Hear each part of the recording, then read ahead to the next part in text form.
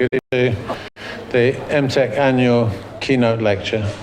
I'm very pleased and rather proud that it's Philippe tonight. I've known about his work and followed it for a number of years. He has a number of impressive titles, professor, doctor, so forth. But I think the most impressive thing is the work that he's doing and the ambition that he has to bring this research world to construction fabrication, and to do it in a way that sort of warms my heart, to develop kind of open source methods and discussions that are common and addressing to all of us as architects and people who want to make structures. His specialism is on shells, but I think his expertise covers a far wider area. We're very privileged to have him in the jury this afternoon for MTech, and I think he's very knowledgeable about the history of architecture. I can see some of the slides that are coming up.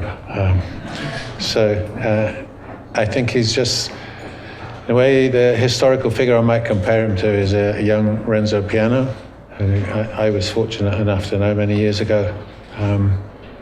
As someone who combines the sensibilities of an engineer, a maker, and an architect. So please join me in welcoming Philippe.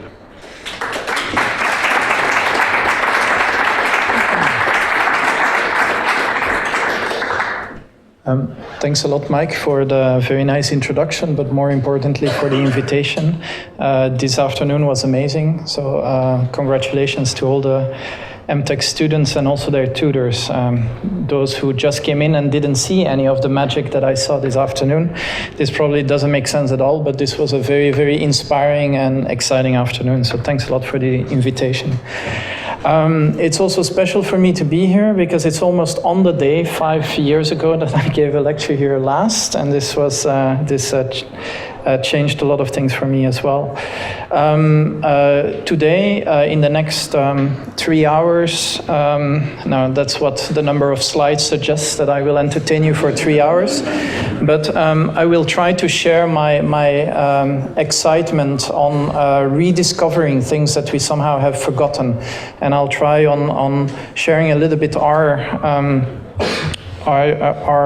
voyage to kind of hopefully also entice you to look back a little bit more often and to try to reinvent by looking at the past, by learning from the master builders.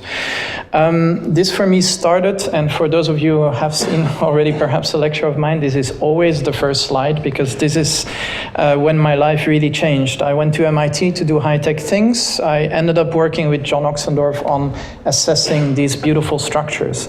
You're looking at the fan vaults of King's College at University of Cambridge.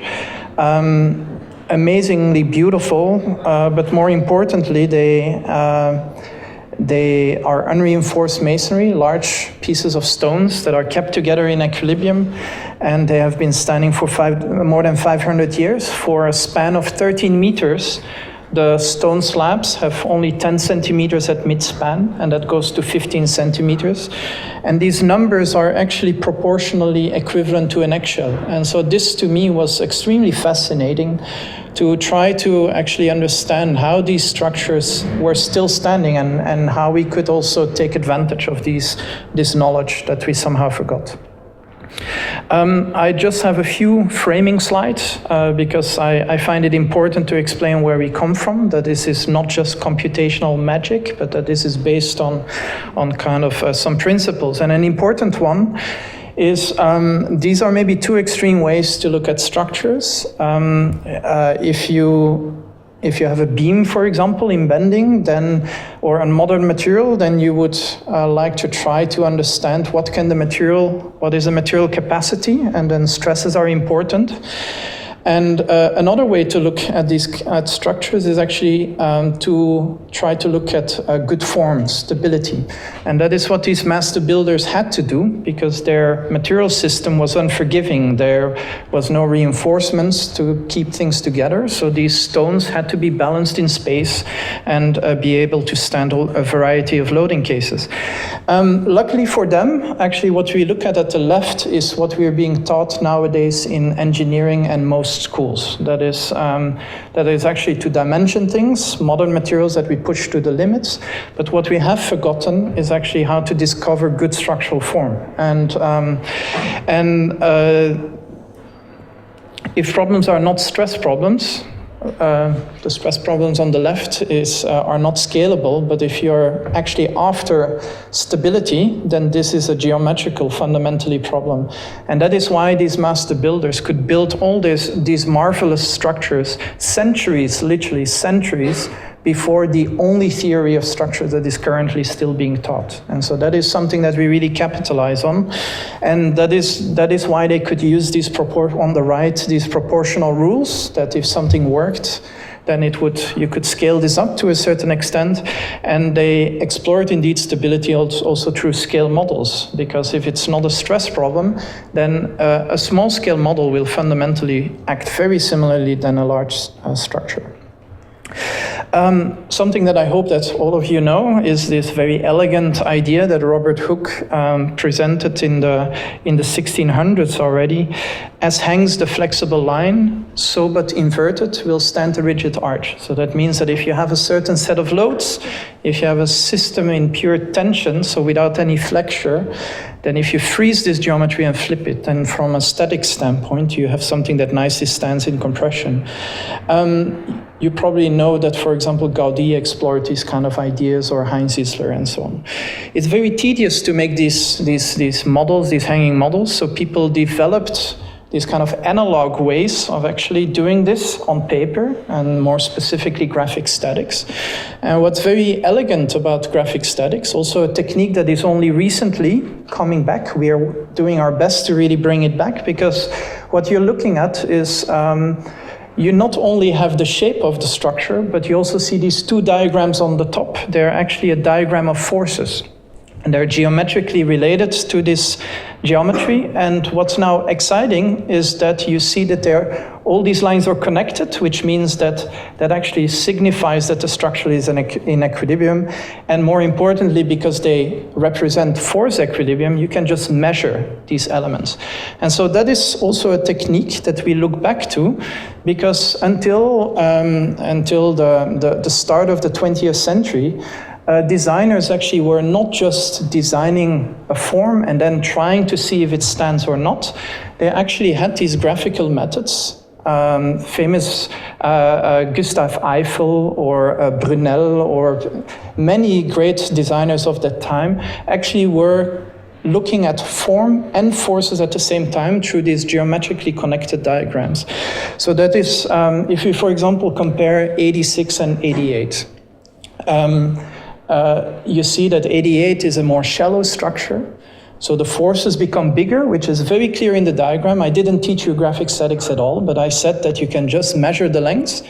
And so the shallower structure for the same loading case, so which is the deeper structure, 86, has smaller forces. So that is something that is kind of obvious, the relation between the depth of the structure and the magnitude of forces. But now you can start to do this for all members and start to really geometrically actually optimize your structural form. For my doctorate with John Oxendorff at MIT, I extended this to start to discover also three-dimensional forms, and the same ideas, the same clarity, that actually, for example, on the left, node 10 on the bottom, that this node is in equilibrium is because we have a polygon of forces, so vector forces that are closed, and you see that the entire diagram is closed. So what's important about this, sorry to be a little bit theoretical, but I want to give you this base because this is what is behind everything that I will show afterward, is that we really believe that in this world of let's call it a zoo of tools, that people are not necessarily understanding what they're doing. So what we are trying to push is really methods that actually make a high-level structural intuition as explicit and as clear as possible, and give this into the hands of the designers. Let me try to convince you with this simple and extremely boring starting point for a design. So let's say that you have a circular support in ground plan, and you want to span space in compression. We can obviously imagine the dome. We can maybe think a dome with an opening, an oculus in the middle, like the Pantheon. Well, in fact, there is literally an infinite number of solutions that for, in this case, the design load is the self-weight of the shell that can work in compression only. So you can go here in the third row on the left, this butt form, or the more alien-like form, or the Swiss cheese kind of situation.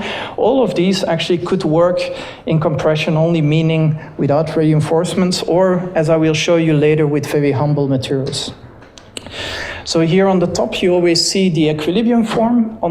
In the middle, you will see actually the layout of forces. This is a design decision also, so it's not that certain boundary conditions only give you one answer. As a designer, you can actually lay this out, and on the bottom you will always see the distribution of forces. And so we're just playing with these diagrams. These have all been generated with RhinoVolt, a tool that is freely available and that you can explore. You see that you actually, with redistributing forces and strategically actually telling the forces where you want them to go, that you have this clarity as designer to really explore all these different solutions. So for example, the one here on the left, you see that you need to attract quite a lot more force to have these ridges and these ribs occur into a structure. And so visually, you start to be able to connect 3D geometry to actually what happens internally in the structure. Let's see what we can do with this. So again, going back to the past, I'm fascinated by using traditional or materials in novel ways. And for example, here, this is the top view of Westminster Abbey. And I will walk you through an example where we used modern interpretations of stereotomy, which means how to cut up a stone vault and make it stand in 3D. One thing before going to the example, where I again want to go back to the knowledge of the past, is that this pattern is not only beautiful, it also actually is in line with what the structure needs. So the cuts are as perpendicular to the force flow as possible, not to have obvious sliding. The cuts are also such that they could be very precisely built by the masons, so fabrication is explicitly part of this, and also construction, that it's manageable on site. Maybe I'm overstressing this, but there is so much knowledge in the logic of how these things were done that now we can still, I think, learn a lot from. So our first project started during my PhD almost. I don't remember how many years ago that is, but I always say this is an 8-year collaboration, but this specific project started in 2010. But the collaboration already started earlier, and I will emphasize later why that is important, that this goes back 10 to even almost 12 years. So we had an opportunity to build one of these crazy stone shells in Austin, Texas.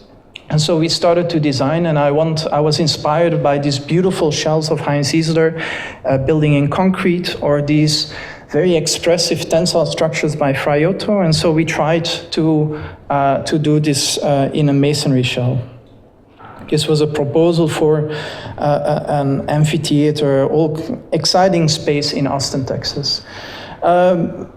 It was the first shell that we built, and it stayed at this scale. But as I said, fundamentally, this kind of problem is the same. And so we do have a real structure of 860 pieces that nicely comes together. So we test also how to decenter the shell and so on.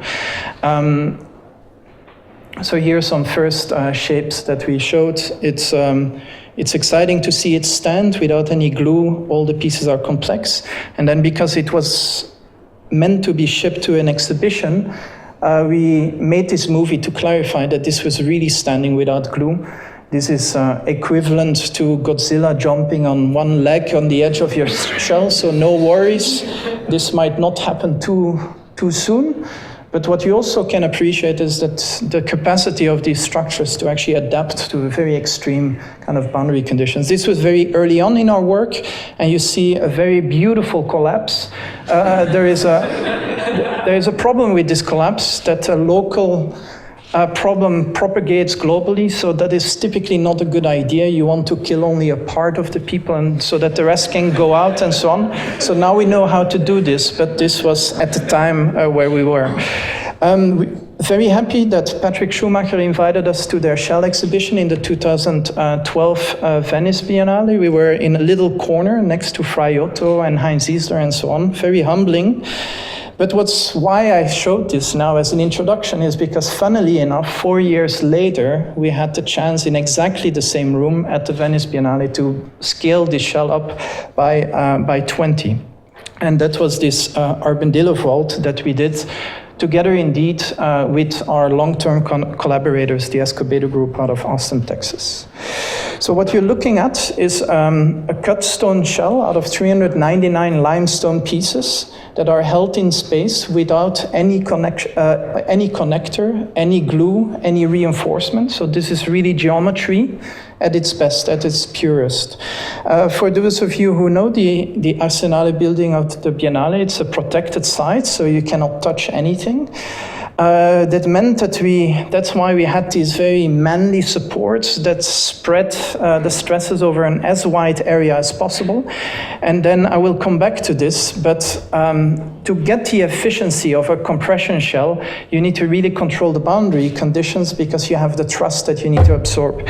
And so since we couldn't anchor anything, we had this system of tension ties, also actually educating the visitor how this worked. So 399 cut limestone blocks, no mortar or reinforcement, up to 16-meter spans, and the minimum thickness, 85% of the shell was 5 centimeters in thickness. So that means that actually, if you compare this to the eggshell, that actually 85% of our shell is only a third of the thickness proportionally of the eggshell. If you think that this already sounds fairly ridiculous, maybe the rest, the next is also quite stupid. We had only 5 months to do the design, the engineering, the convincing of the Italians that we were not entirely crazy, fabrication and construction. Of course, as academics with a lot of papers on this topic, we were very confident with our digital chain and stream that we could handle this with no issue whatsoever. Honestly, I think you need to start with common sense sketching, that you at least have a good starting point. And then we do digital sketching. This is using RhinoVault, again, that we freely share and make available. And then RhinoVault Pro, as we call it internally, is now also made available through our new computational framework. We use them really to refine the geometries. We need to understand when the material gets in trouble. That's where this 5 centimeter came from. Like when we have an eccentricity in the force, when would our stone start to fall? And then we use extremely non-traditional methods. This is discrete element modeling to actually fully understand the behavior of the shell. I can admit, there was a fair amount of skepticism by our Italian colleagues, and they made us work for this project. We had to do all kinds of differential settlements of the supports. We had to do a full seismic analysis and so on. And because this took so long, this convincing, we had only 1 month left of for the fabrication. If we would have done it like this, very sophisticated for beautiful sculptures, we would have ended up 2.5 years later. So hopefully we would have gotten an invitation for the next or the one after that of the Biennale. That was obviously not an option. So we used some more advanced methods, faster methods to cut the stone. Here, this is a diamond wire saw, so a hot wire cutter for adults. There is this multi-axis CNC blades and so on. So how did we get down from 2.5 years to just this 1 month? A first step that we did is we decided you lose a lot of time and opportunities for challenges with tolerances when you're moving pieces, when you're milling something. So step number 1 in the optimization was we can never move or touch the blank. So the blank, so the starting piece will never be moved. A second step is using these 5-axis blades is to make all the interfaces planar cut. So that was also a very big step. This really cuts like butter through the stone.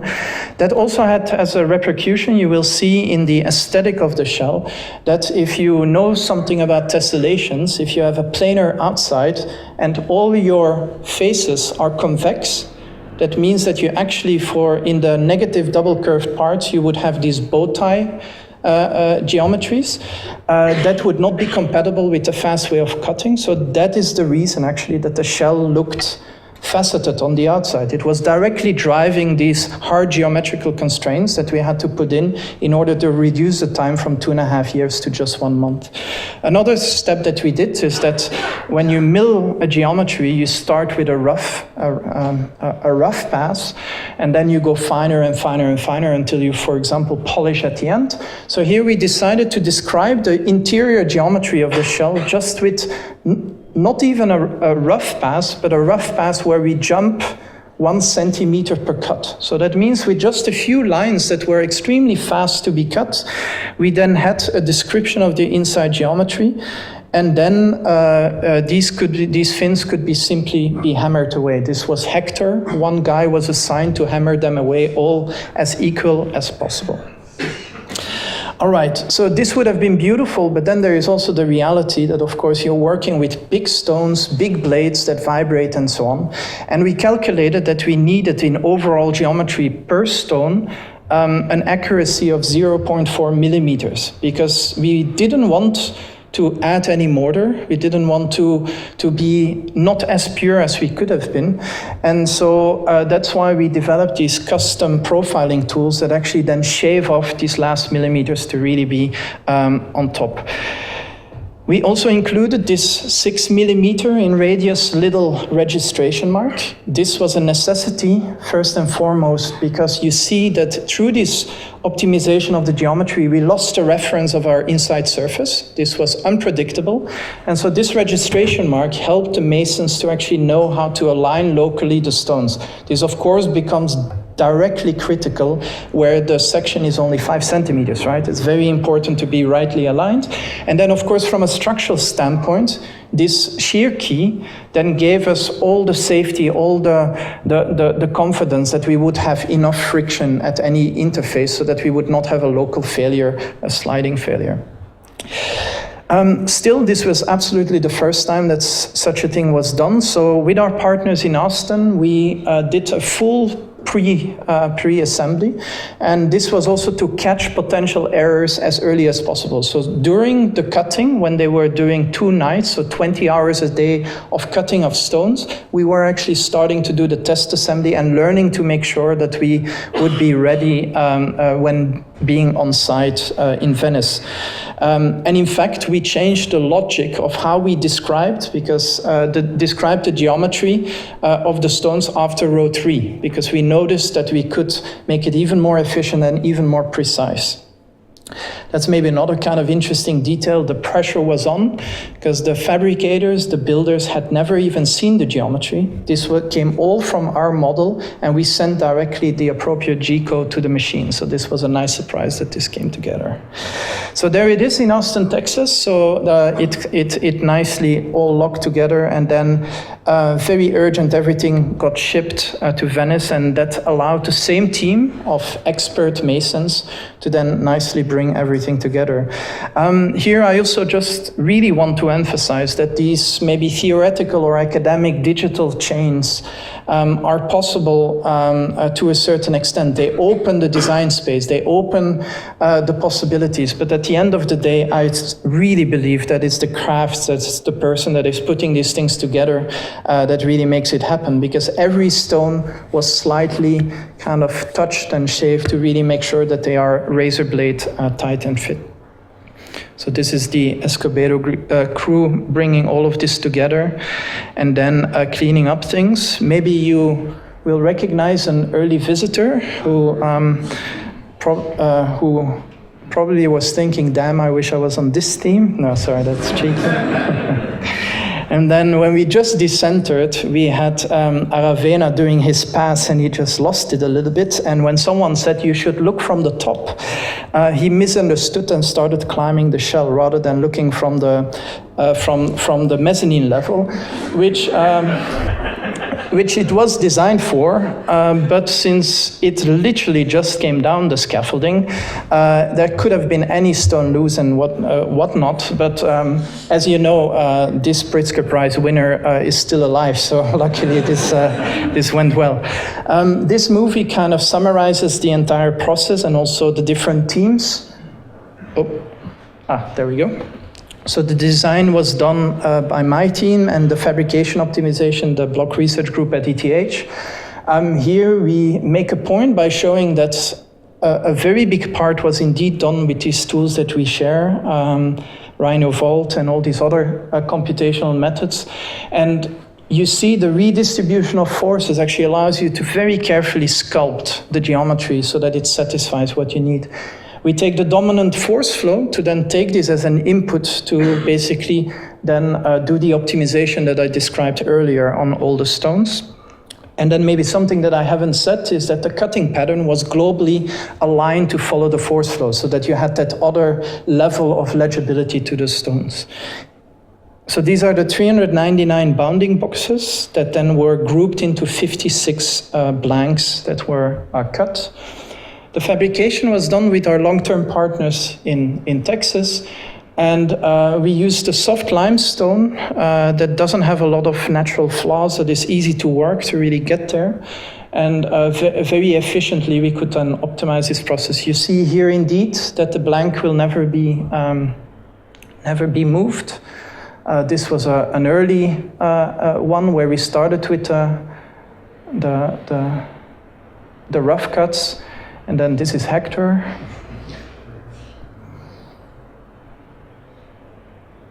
And then these few passes with these custom profiling tools to really hit the spot. The test assembly to make sure that everything comes together. This was David Escobedo. And here you see from below that actually these pieces very carefully come together. The crating, what was kind of interesting in this project is that it's kind of easier and cheaper to ship from Austin, Texas to Venice than from Venice to Venice, because then you land in a totally miraculous world of loss of control, and all your 150 crates need to go in little barges in between the tourists and make their way to the Biennale site, which of course makes for this beautiful footage.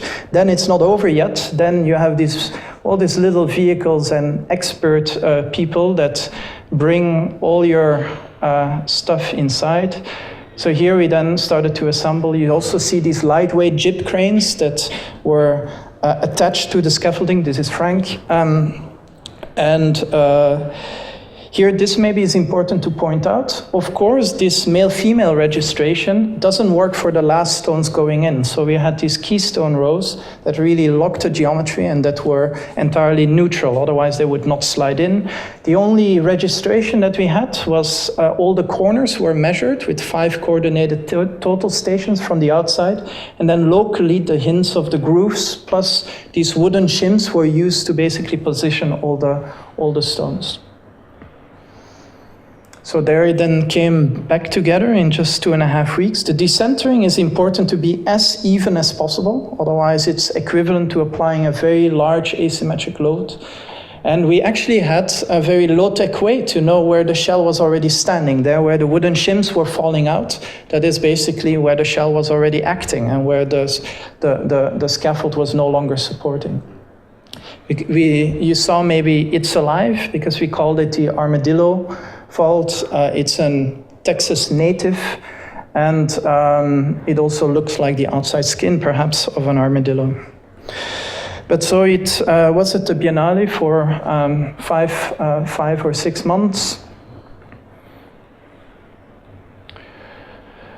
What I really liked about the project was also the response that we got to the aesthetics. But what I am proud of is that the aesthetics was entirely driven by actually an interesting combination of constraints. Of course, we celebrated this, but that allowed us really to do something unique and to get it done in a record time. And so here you see also the effect of the globally aligned cutting pattern that follows the force flow.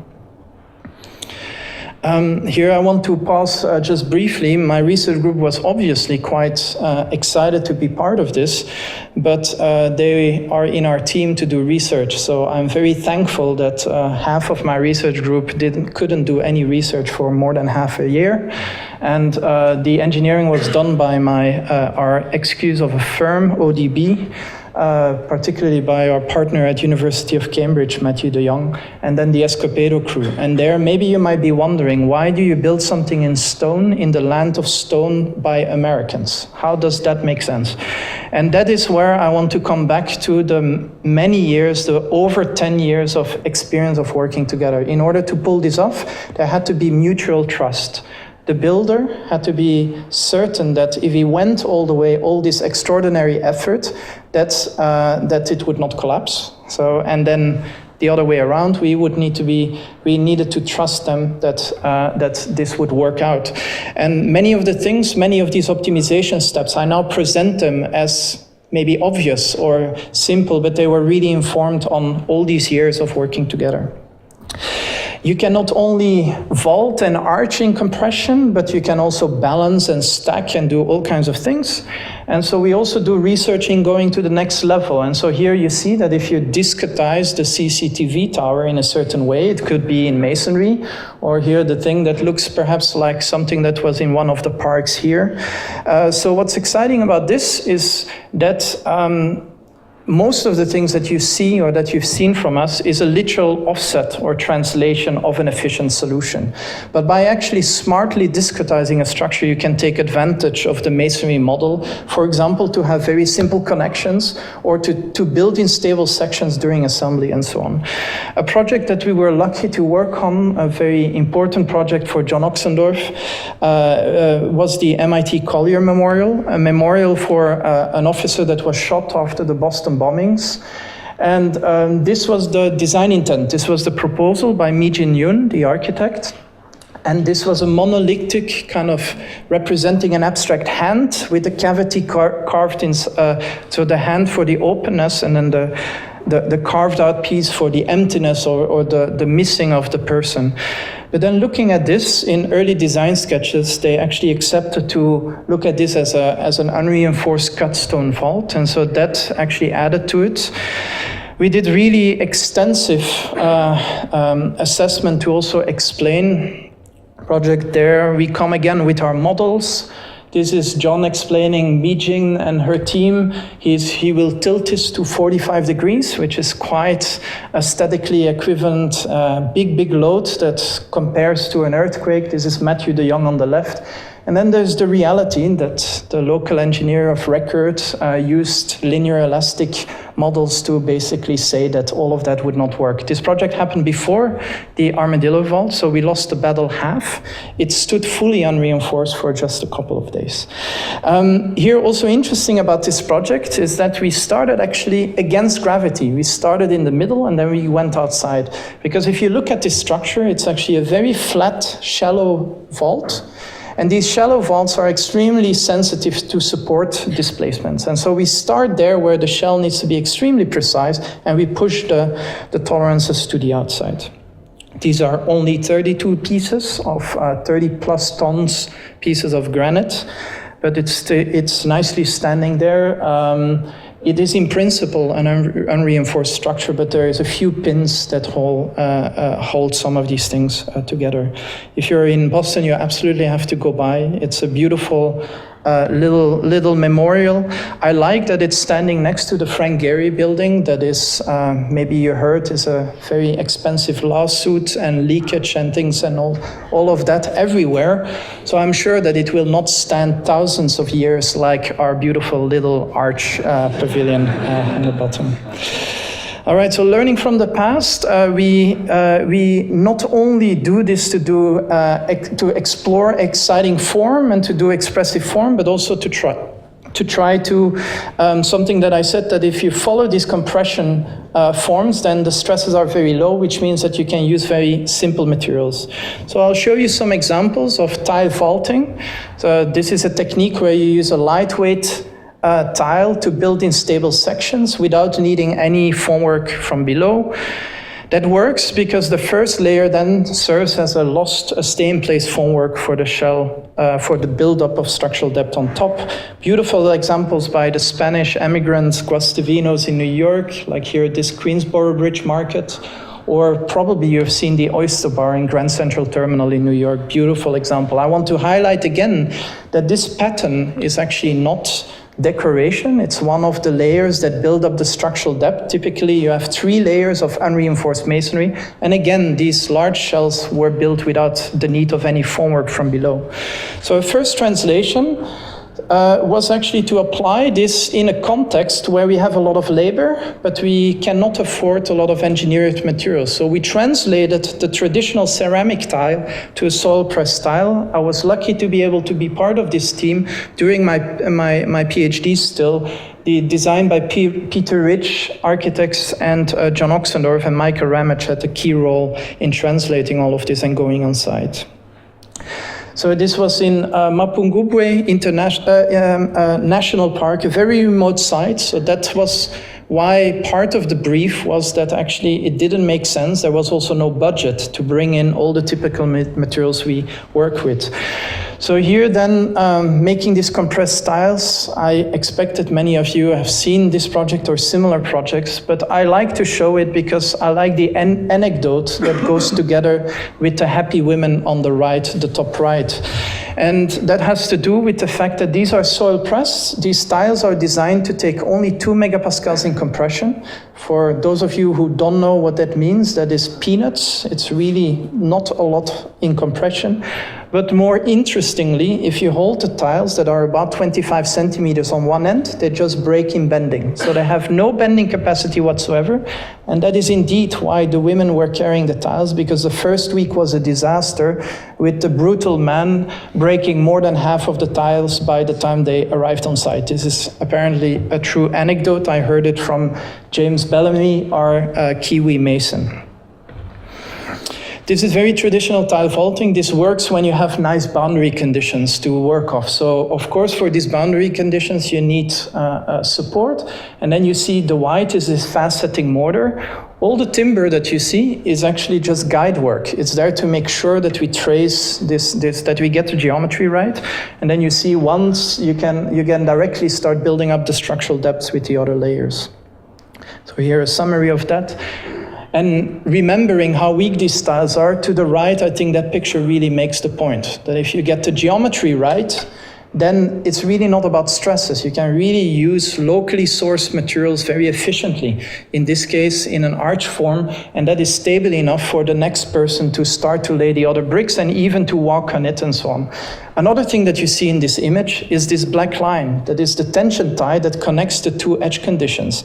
The difference between a curved beam, a curved form, and an arch, the beam, if you don't support it, will spread out and will immediately crack. The arch, why it's so efficient is because you support the end conditions. So that is also obviously something that you can't forget. But exciting about this project, with very humble means, local resources, both human and materials, we realized a very beautiful solution. I can only take the credit of doing the assessment. I think the detailing is beautiful, and beautiful integration in the landscape. Main scale, that was of course Peter Rich Architects and his team. Main spans were 18 meters, so using just compressed dirt. So after that, I took the opportunity as first project at ETH to start to address this. This is the current low-cost housing situation in Ethiopia. There's nothing low-cost about this. It just happens to be what is left after subsidy is low cost. And the reason that this is not low cost is because they built like us. They built with concrete, with steel, all materials that they have to import or that they are very recently starting to produce, but not in sufficient amounts. So can we learn again from these Guastavinos and their floor systems? And just quickly, another kind of mini lesson in between. An arch is a very good form for a particular loading case, but is a very bad form for, here, for example, a heavy point load. And that is when you have a single curvature arch or a barrel vault, you need to, for example, through stiffeners, locally increase the structural depth so that you can find these compressive lines that safely go in compression to the support. If you then add these tension ties, then you basically have a lightweight version of a beam. So that is exactly what we have done here.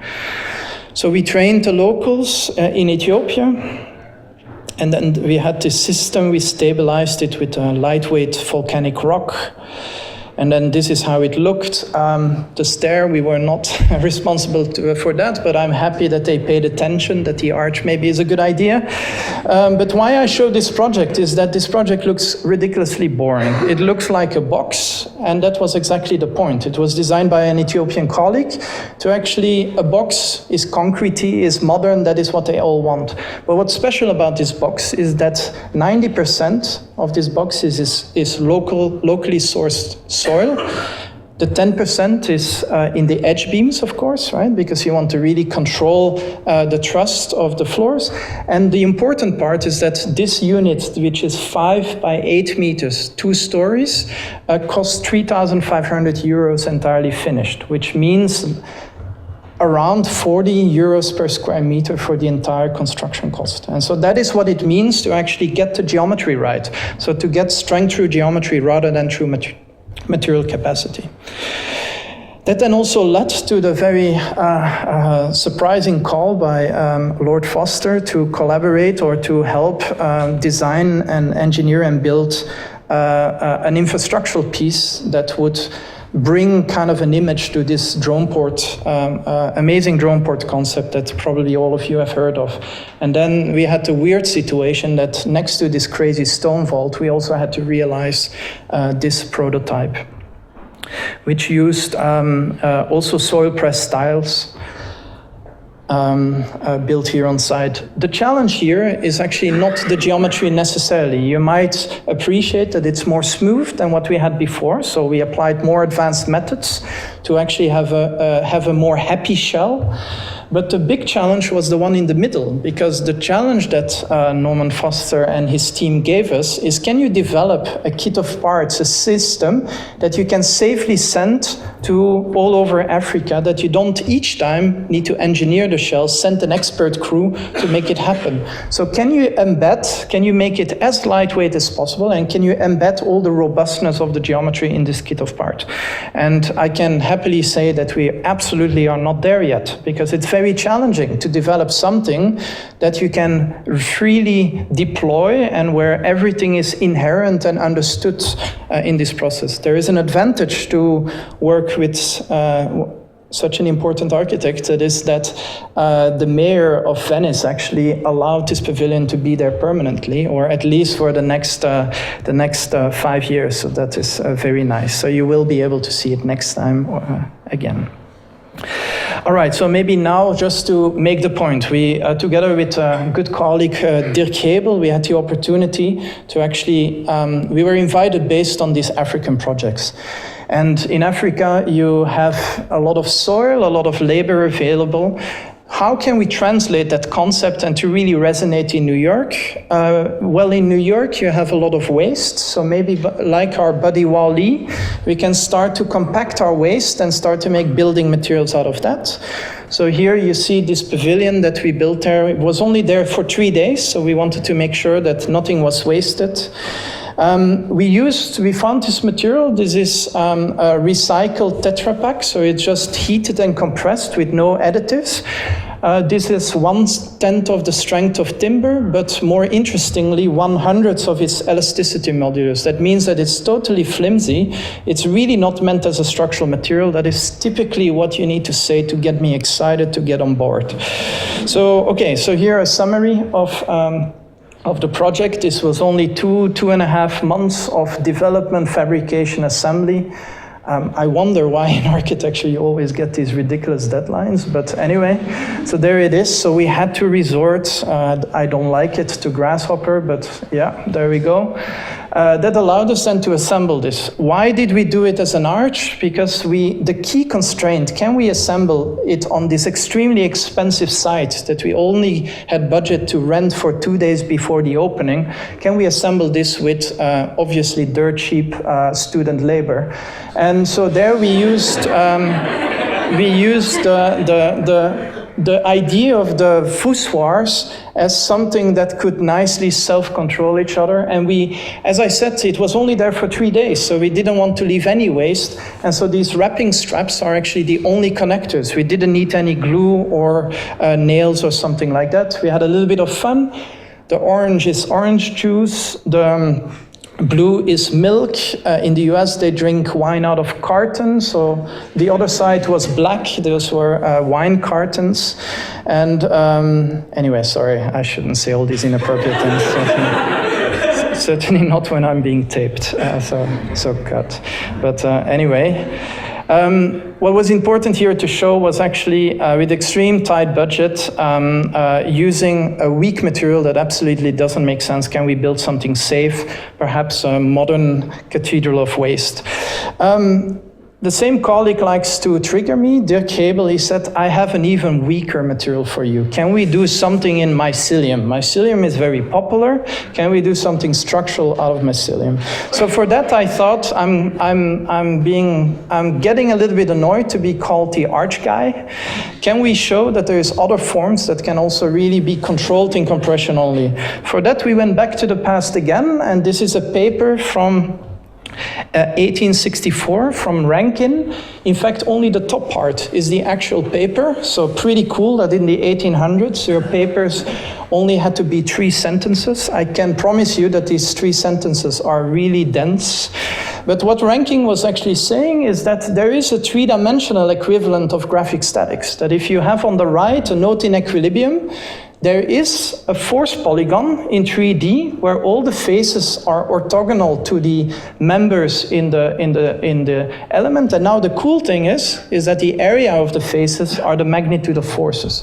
So again, we translated a very complex form finding or structural concept into an absolute geometrical equivalent that designers love to work with. So now we have, basically by aggregation of polygons in equilibrium, we can discover 3 structures with uneven stress distributions. We can start to aggregate all kinds of things to basically discover forms like multi-layer shells that are in pure compression. And you see that they're just combination of these equilibrium shapes. So this we did for this micro tree installation. I'm not taking this as serious as other things that we do, but the point was here again for a material that had only, do you remember the 2 megapascals for the tiles? I said that those were peanuts. This material can take 0.2 megapascals in compression, so that made it even more stupid. And this is actually a fully spatial 3-dimensional version of an arch, actually. And what we did is we actually put this table on top and we post-tensioned the structure so that we had this 3-dimensional force flow that we controlled, that we discovered through 3D graphic statics that stood in equilibrium. Actually, maybe I will skip this movie to move on. All right, so at a certain point, I was criticized by my colleagues, why do you use these kind of old techniques only to try to do better in Africa? What is the real relevance of your projects? And I'm happy that they did, because the same ideas actually indeed could also help us. Why are we no longer designing like that? So going back to this little lightweight beam that I showed here, indeed, if you compare it to a typical beam, taking the same loading, you save more than 70% by actually going to a stiffened arch with a tension tie rather than the beam. One of the reasons this is you see that, for example, you have this 3.5, 4 centimeters, it depends where you are, of concrete cover that is only there to protect your reinforcements for corrosion, for fire safety, and so on. You see that there is much more material that actually structurally you absolutely don't need. So if you reduce it to that, then you can develop a floor system, which is what we did, that it is entirely unreinforced, and that has these externalized, very identifiable tension ties, and that is only 2 centimeters in unreinforced concrete. And we are now building a project. We're going on site in April, believe it or not, where we have 5 by 5 meter unit floor plates that are indeed only 2 centimeters of unreinforced concrete in thickness. Of course, this sounds entirely ridiculous, and I can say this because I am also an engineer. The engineers are the most skeptical animals on the planet, so we needed to do all kinds of load tests and extreme measures to really clarify that this shell works. This prototype took 10 times the required ULS, which is good news. And then if you crack the floor, then you actually see its elegance and how thin it is. I'm building up towards this project that I said. Another aspect that we're showing in this project, I love shells. This also shows that double curvature actually is very good. This Pringle is happy carrying 500 times its self-weight in a bad loading case. This is maybe not a shell structure, but this is a very large curved concrete structure. And you see these only for unique projects because they need a unique budget. The unique budget goes typically to this. The formwork is extremely expensive, extremely wasteful. This is arguably the largest and most precise wooden structure ever built in Switzerland. And it needed all these scaffolding foundations to hold it up, and it turned into this after 28 days when the concrete is hardened, right? So that is where we jumped onto the fascination, the academic more fascination of fabric formwork that promises to have a very lightweight system to shape concrete. So here it is a hybrid system with the cable net actually is the false work, so it carries the loads, and the fabric basically allows you to cast or spray the concrete on top. So this was partly developed in Diederik's PhD here on the left. Of course, a structural nerd, you need to stand on your first little prototypes. And surprisingly, showing these kind of things, I convinced the client that we could do this at a big scale. So this is the NEST HiLo project. It's on the NEST building. This is not designed by us, but it's kind of a physical infrastructure that allows different innovation units and new ideas to be implemented. And you see that here it's maybe missing a beautiful crown on top, and that is indeed where this project will start construction in April. Beyond the aesthetics, why I'm excited about this project, okay, beyond the aesthetics, because maybe you know that in Switzerland they prefer the straight edges, so I am so looking forward to give a heart attack to all my design colleagues at ETH, is that the large roof will be entirely built with a flexible formwork, and then the floor system will indeed be this 2 centimeter lightweight floor. So if you look at the section of the structure, this is actually the structural depth that we have.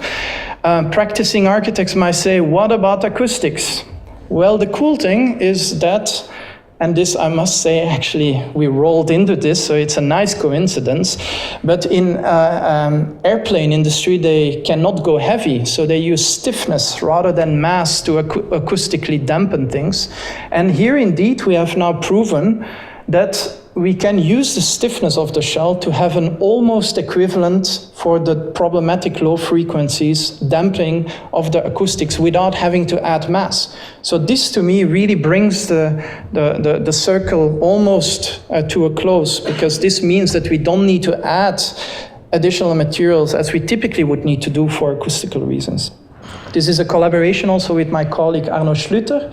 He is using these large surfaces of concrete that are only 2 centimeters as large active radiators to have a low energy heating and cooling system. So we are using waste heat from appliances to basically have a thermal quality. We also wanted to really show a beautiful architectural concrete, so a visible concrete that goes from the inside to the outside. So we made sure that there is no thermal bridges where the glass facade is and so on. And so then to make it even more silly, we also add flexible photovoltaics on top, so that this is a unit that generates 50% more energy than it needs. So a nice symbiotic relation between the structural or the constructional innovations and then the heating and cooling. Okay, so this project then really came to a point that this was going to happen. The client got a little bit nervous and started to be skeptical about, can you pull off this ridiculous big roof with this cable net formwork and so on. We, a year ago, moved into our new building, beautiful roof by Collier. What's special is that on the bottom we have this ridiculous robotic fabrication labs, 70 meters by 17 meters by 5 meters of free CNC space to prototype whatever you want in robotic fabrication. So we took a chance and we decided to do our prototype in this hall. So we blocked 2/3 of the hall with a project that had absolutely nothing to do with robotics. And this to actually do a one-to-one dress rehearsal with all the partners involved. I show this slide quickly to clarify that we took a huge risk there. So rather than doing it in our controlled environment, we did every single step with the partners that would do it on site. So we trained industry, we developed it, we went back and forth to make sure that there was no more skepticism and that we developed a system that would be ready for commercial applications afterward. So this is the idea, is that we externally pre-stress. And this allows basically to also keep the floor free. We don't need to build up all this formwork and so on to work on that. So here we go, the Marti crew assembling this shell. You see these braces on the inside. That has to do that we are building on top of a building. So we cannot efficiently on the outside go through tension. We have not even a meter on the outside to build our shell. And we wanted to really mimic the entire same setup as we would do on top. So we developed this kit of parts. More specifically, this was a contribution by our architect's super maneuver, Dave Bygram. And this kit of parts, maybe here you might start to frown like, okay, this is a little bit academic and silly. But I want to maybe highlight that this entire system was nicely put together in just 1 week by 3 people. And I want to heavily contrast this compared to the months of carpentry or milling of an equally complex formwork that would be thrown out and away. So I think the investment of just assembling this 1 week, this kit of parts, really makes sense.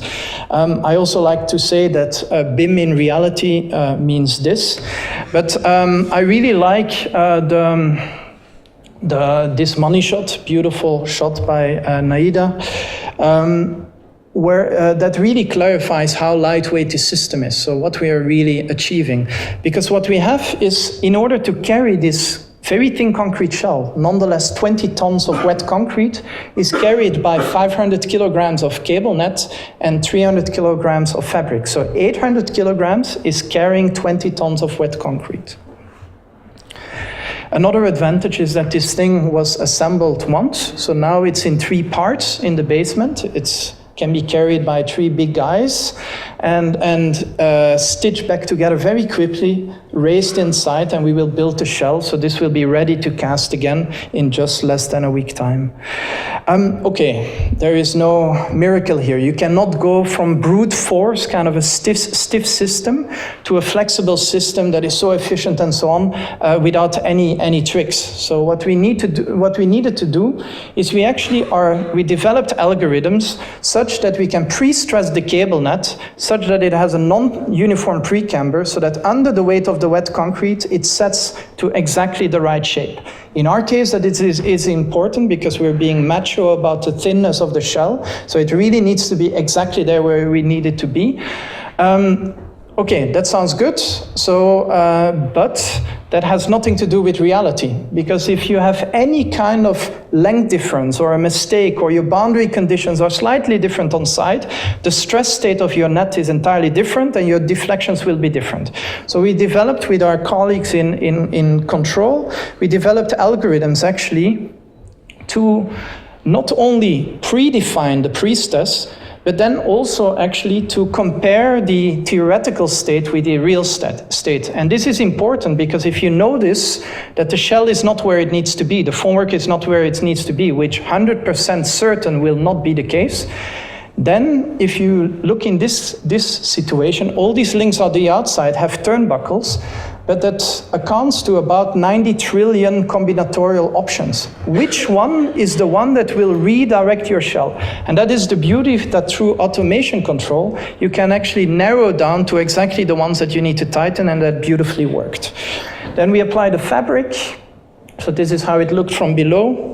Oh, I didn't talk about dimensions. So we are talking about 10 meters by 20 meters by an overall bonding box of 7.5 meters. This is how it looks from the top. The node we developed such that actually the complexity of all the curvature was reduced to very simple patches of 40 by 40 centimeters. So we had all these references with very simple connectors that allowed us to attach this carbon fiber reinforcement. This was a decision because otherwise we couldn't get away of the covers, reason number one. And can you imagine starting to pre-bend all these reinforcements in these kind of tight geometries? Of course, there's a lot of concrete magic going on here that we can allow to spray and vibrate the concrete to have a good compaction on all these geometries.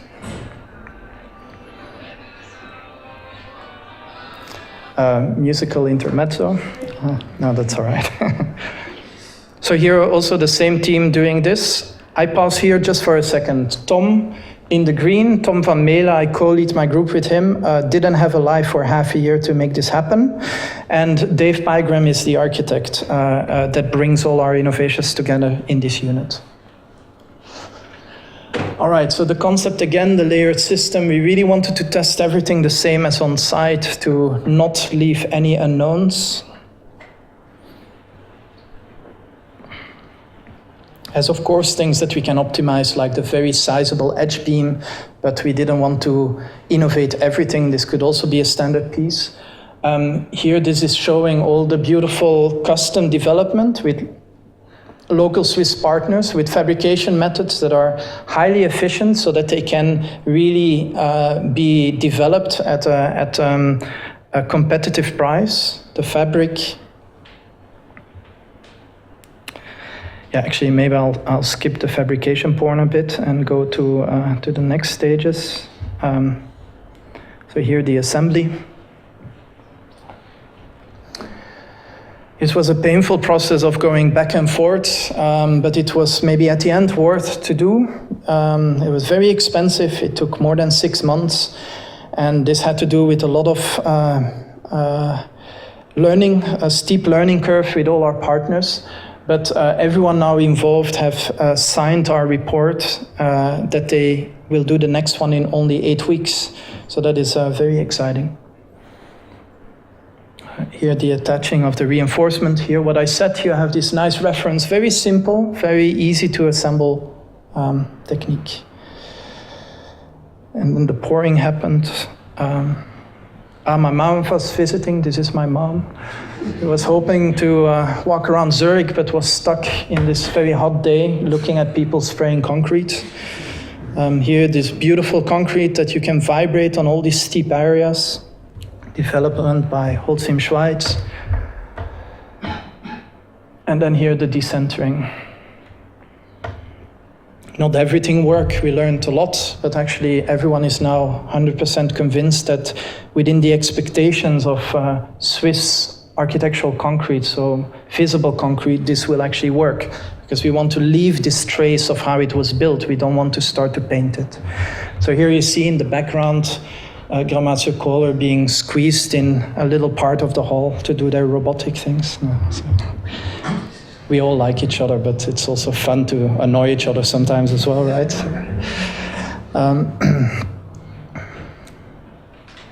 The shell is almost on the edges, it goes to 3 centimeters. It's on average 5 centimeters in thickness. And it goes to, so here with the photographer on the base, you appreciate the quality. I'll maybe skip to the last part, which I also like.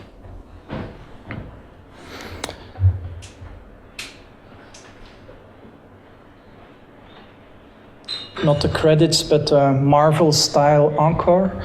So this dinosaur came in to take it down, which actually I recommend any of you to destroy your building at least once, because you really learn, certainly as engineer, it gives you some confidence. And yeah, it couldn't be moved, and that was also not the point. It's an on-site, and now I'm happy to say that we got all the funding arranged and all the green lights, and we're going on-site in April. So this is the shell, not 100% concrete ready, but very close.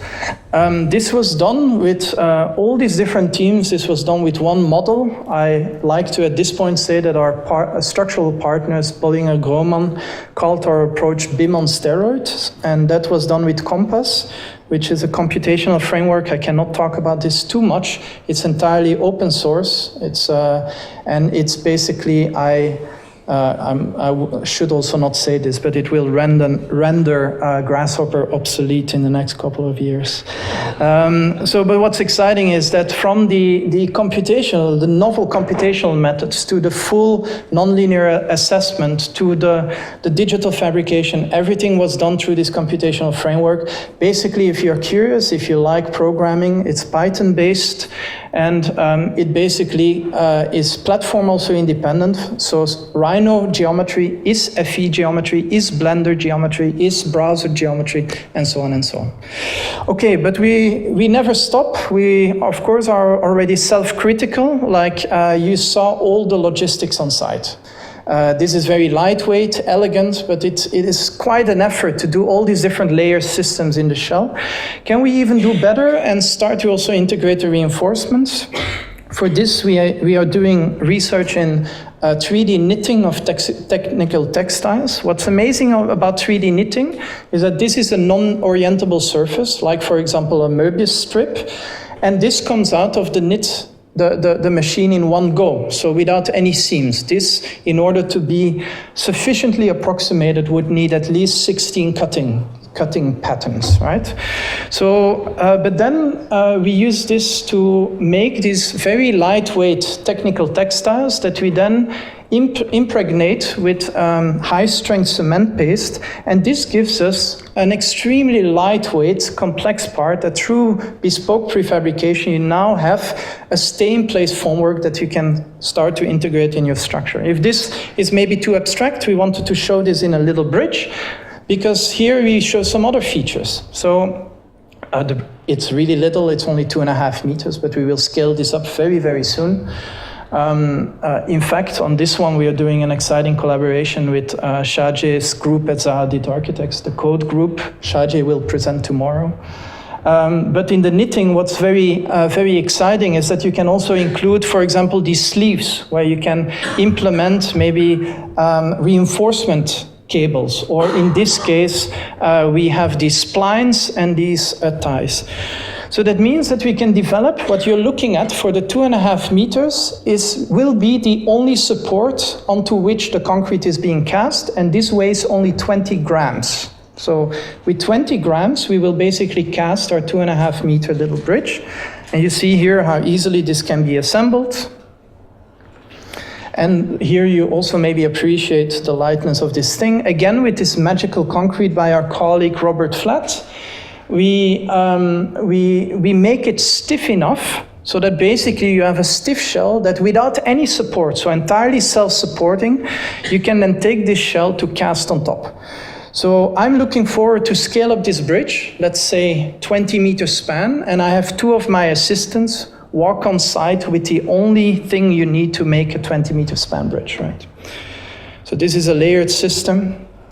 And in this case, we of course also use the corrugated shell to make it stiff enough, of course.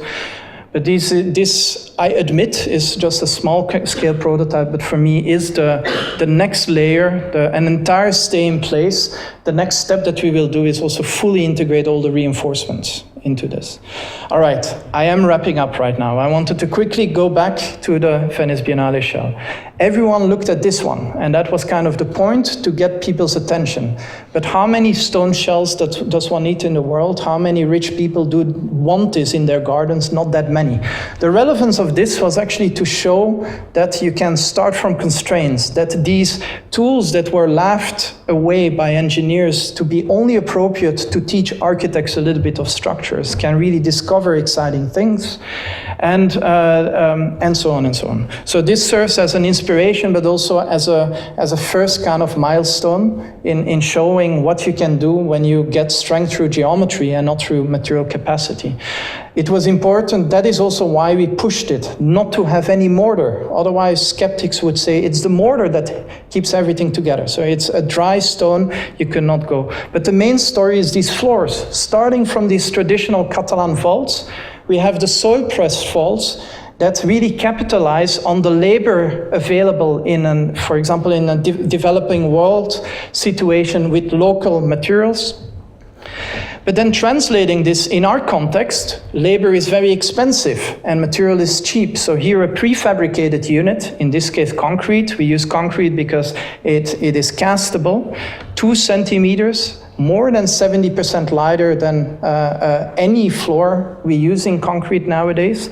And we all know that concrete is still really the dominant material, so that is an important already milestone.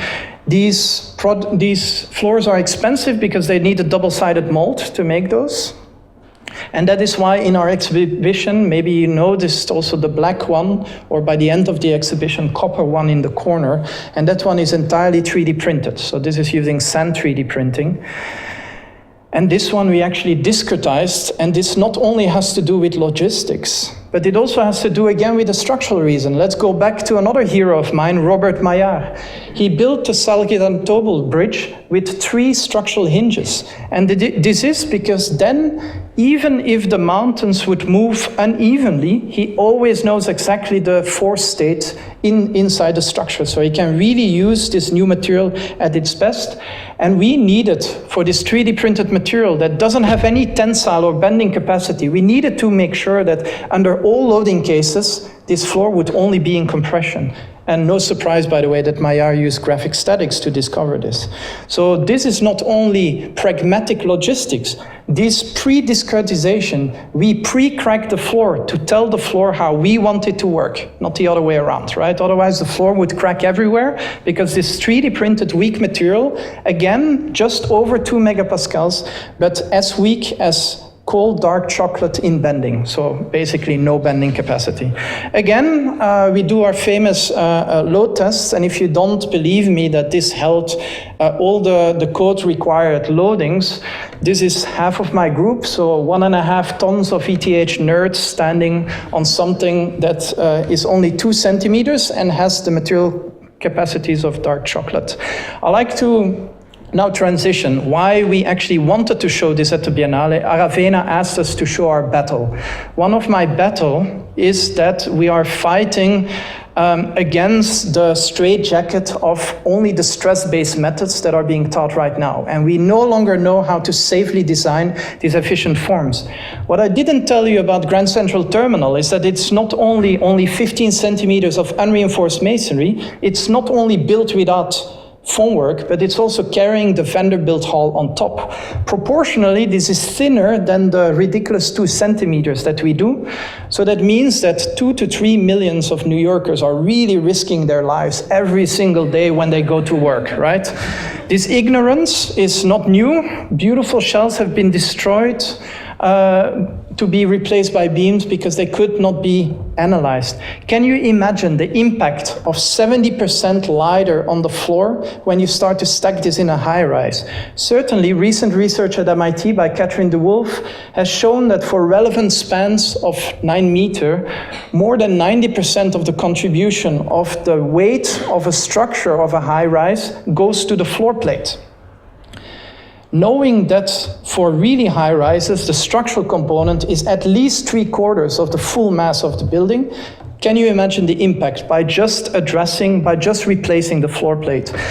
As I showed a first hint with my collaboration with Arno Schlüter, if you start to, rather than layering all the systems, He works in Singapore and has just shown a project that if you reduce this by actually not have structure, mechanical, heating, all these different things on different layers. In Singapore, you have an average floor depth of a high-rise of 1.5 to 2 meters. So if you reduce this to 50 to 60 centimeters, you get 1 floor for free every 2 floors. So you get 3 floors where 2 floors needed to be. So this is exciting to me. That is why we're pushing this so hard, why I'm believing in this floor system, because we need to do things better. We need to, the next step is, of course, to get away from the necessary evil, the concrete, the cement, to go to more natural, because our stresses are so low, we can actually bring back more humble materials and so on. And at the end of the day, I'm super excited that it also happens to be that structural geometry is absolutely beautiful geometry. All right, some blatant self-promotion. On the left, if you want to know anything about computation of shells, on the left, but we just brought out, it just came out before Christmas. So sorry that I wasn't here before Christmas, otherwise you could have given this to your grandma. But in Beyond Bending actually starts from our exhibition at the Biennale and then explains all the precedents, the principles, and the potentials of why we do this research and what we showed at the Biennale. With all of that and with being thankful for your patience, because I did spend 1 hour and 15 minutes, I thank you for coming, and I'm happy to take any questions if there are any. Thank you very much.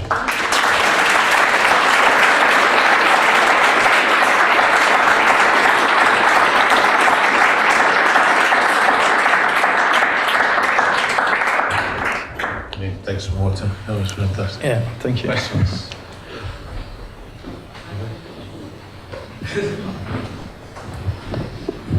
Thank you for your presentation. It was really, really inspiring. I have a question though about the Armadillo vault in Venice. When I think I missed it, but you said something about some pieces were neutral. Yeah. What does that really mean? And also, how does that translate into your microtree in Seoul, and then the formwork that you created in the NEST? Yeah.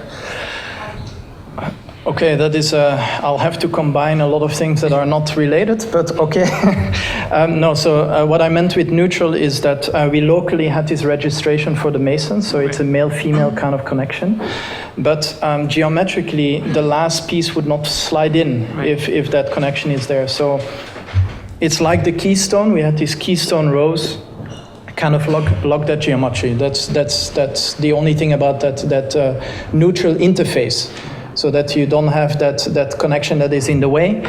Microtree was a little bit of a playful game, so let's not talk about microtree too much. Although what's exciting is that with such a weak material, it is still standing. They wanted the exhibition to be extended, so it will be there for an entire year with a material that is 10 times less than peanuts. And then the last thing, why we do the flexible formwork is actually to try to find a way to open up again, to make exciting curved forms realistic, not only for unique projects, but for more projects. Because, and there, I also was self-critical with what we're doing in the NEST. It's still a lot of work on site, so it's not quite there yet, even though if you would compare it to doing it with a milled formwork, we are already better. So we are already better off even with the work on site and so on. We check the numbers and so on. But there I really see I really see almost the holy grail in this next layer, where this formwork is stay in place, takes care of all the reinforcements and so on and so on. So with that research, we are trying to bring back these exciting forms. So I like these forms, just aesthetically also. Heinz Isler, Felix Candela, these are beautiful things in certain situations, but I also like them because structural geometry is complex geometry.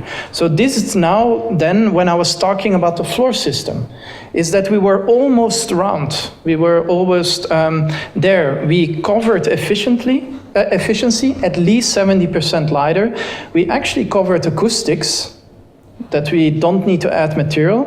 We have a beautiful integration of heating and cooling and really capitalizing on this large surface, but how will we fabricate this? If it's too expensive to fabricate, then it's again irrelevant. And now what's exciting is that in the project in NEST, one set of floors we will do with the knitted formwork, so no waste whatsoever.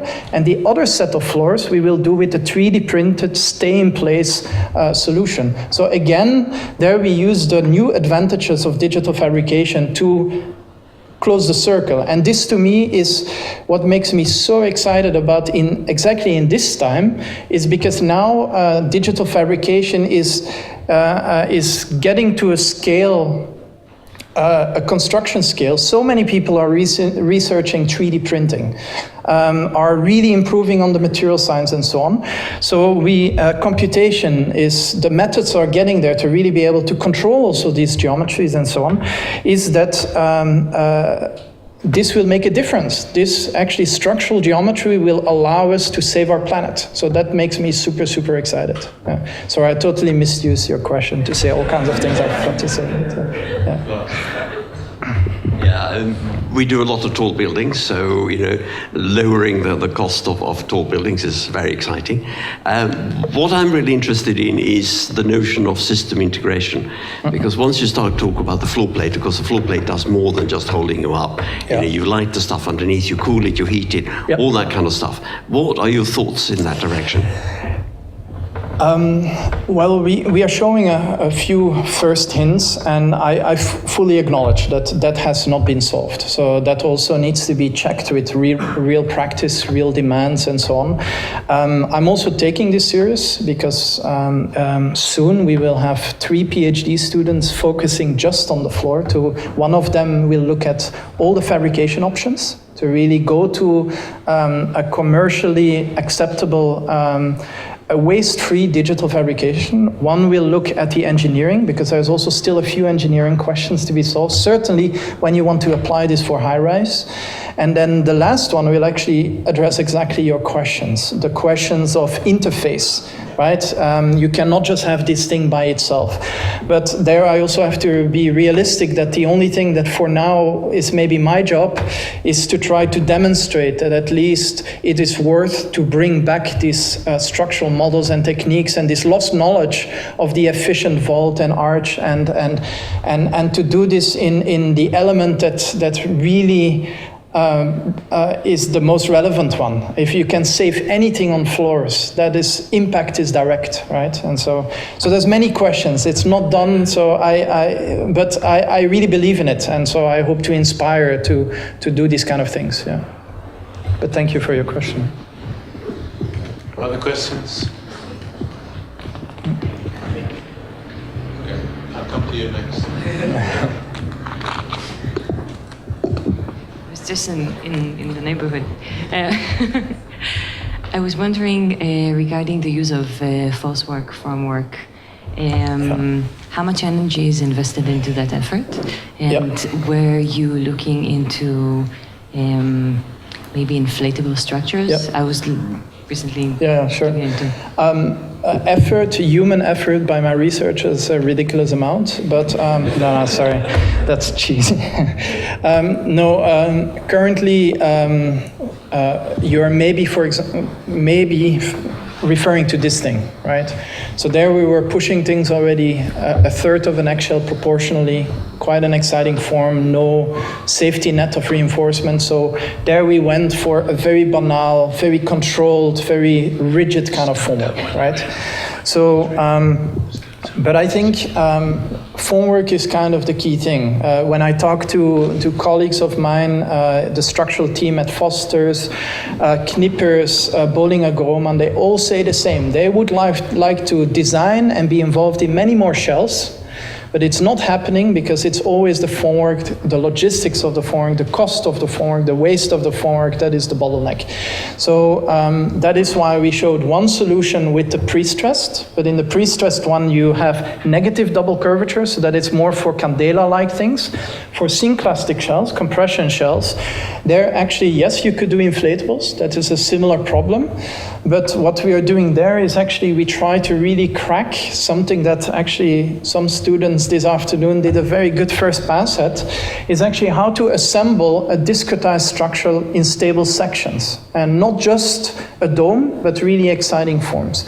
And why we want to do this not only to have these forms, but also to have the box that I showed in this little collapse thing, or the CCTV tower, meaning that you use a masonry model to be able to build in stable sections and so on. So we're trying to address it in different ways to make very low impact, lightweight, as efficient kind of flexible systems as a formwork, but also to try to see, can we get rid at all by formwork, and can we be smart about how we discretize a structure that maybe might not look like a vault or an arch. How can we bring this together on site, and can we use the efficiency of the masonry model for that?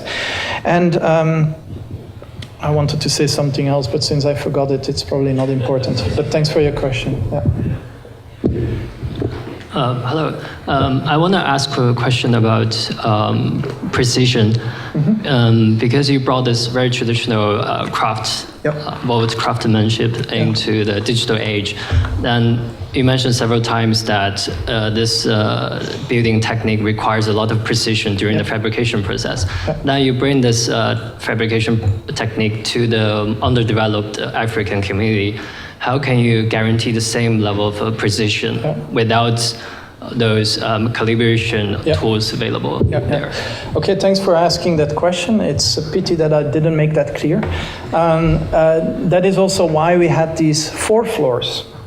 I don't believe that one solution is appropriate everywhere. So in a developed world context, you actually want to give people work. You want to engage labor. But you want to do it as much with local resources as possible. And if you engage local labor, that also means that you need to be aware that things might not be exactly at the same standards as you're used to. So that means that also in the design processes, you include geometrical safety factors that take into account most likely deviations of the perfect form. But that is also why another point is that the project with Norman Foster that we showed the prototype in Venice for the drone port, maybe you saw that this shell has a lot of positive double curvature. So that means actually that the stiffening scheme of this shell is, if you have a point load, it has so many paths to go to the supports, and that gives it its robustness, its stiffness. And for these kind of forms, if you're slightly off, because you globally have so much positive double curvature, they are much more robust. So that is a system that we do there. For the floor systems, the floor are way too shallow, and that is why we have these stiffeners. So the thing is that you need to provide solutions that are relevant for different contexts. There where you can generate a lot of positive double curvature, that is always the best solution, because that will give you the safest shell. But in a floor system or in a situation where you cannot trust on the same precisions that we have, you need to provide other methods. So, and that is why we didn't show 1 floor at the Biennale, but we showed 4 to show that different solutions are appropriate in different contexts. Thank you. Hi, I would like to ask you about embodied energy, embodied water in the project. So you've been talking about efficiency, and one can tell that the different processes have different degrees of embodied energy. Have you conducted life cycle analysis of the different projects, and which one is more efficient, has less embodied energy? We haven't done it ourselves because you cannot try to do everything, but there are several papers that have used our examples, so both the floor system and the vaults in Africa. So the vaults in Africa beat everything. So they are 1/10 less than a regular structure. They are 1,000 less than the stadium here for the Olympics. 1 million less than, no, I'm exaggerating, than the bird's nest in Beijing, and so on, right? But the floor there.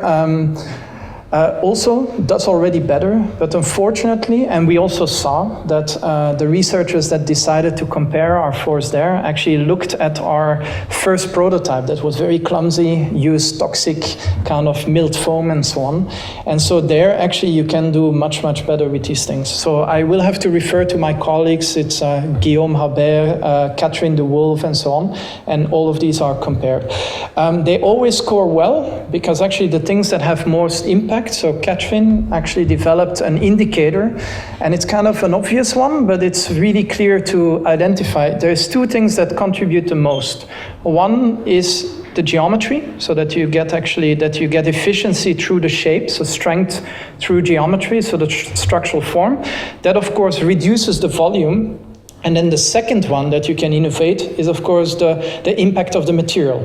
And that is why I make this small comment also, because we talked about it earlier with Mike, is that now that we have shapes that have low stresses, I want to get rid of the concrete altogether and go for 100% local, recycled waste materials and so on, or even grown materials. If we get with our mushrooms a little bit better than the 0.2 megapascals, maybe we can start to cultivate our building materials rather than scratching the earth's crust. So if you see that is really the impact factor, those aspects, then you can imagine that we're doing pretty well because we're significantly reducing the volume of the structural material. Thank you. And one last question. Thank you for the lecture. I just wanted to ask, you touched a little bit the construction sequence, and that you have the research about it, but I wanted to ask about the Armadillo vault. As I saw in a video, it was a really interesting construction sequence because it's omnidirectional and the vault is not only like a semi-spherical. Mm-hmm. So what are the principles in which you actually defined what is the position for the keystone? Well, it is directional because also we did quite a forward process. So the force flow was very clean, and because all the rows are aligned to the force flow, so there's a lot of kind of iterations and looping into that. But maybe what you're hinting at is the sequence of construction or being able to do this without formwork. So this one actually doesn't consider that. You cannot start going in space and then it will magically stand up. So that is the exciting outlook, is that this form could never be built without formwork. That is obvious. But what is the minimal amount of support arches locally that suddenly allows you to bridge the gaps and then to work indeed on the local level of the components? Can you play with that to get to the next stage and so on? So here in this case, this was indeed very pragmatic because the shape was designed such that the force flow nicely flew around the openings and so on, so we could progress with the different rows. We progressed equally to keep the scaffolding as balanced as possible, and then we basically, something that I didn't say about the keystone is that another trick that we did is we tried to keep tolerances where they needed, and we would have managed perfectly if we would have had a couple of months to build this. But we had to go faster, so we started to the Escobedo team started to not make sure that every stone was there where it needed to be.